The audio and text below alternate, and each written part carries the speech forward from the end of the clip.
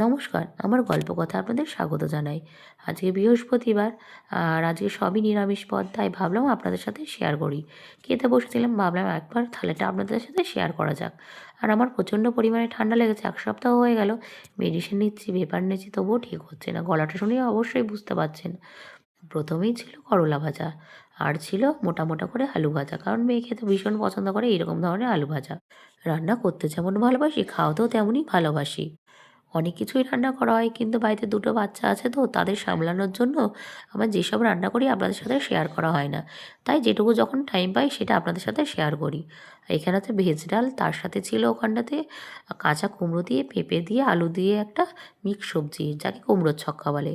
পনিরের একটা ডালনা, চাটনি, তার সাথে রয়েছে পাঁপড় আর লেবু। এই খাবার মানে অসাধারণ, জাস্ট মাছ মাংসকেও হার মানায়। আর গরমের দিনে হালকা পাতলা খাবার তো ভীষণ ভালো লাগে। একটু ডাল, গন্ধরাজ লেবু আর আলু ভাজা।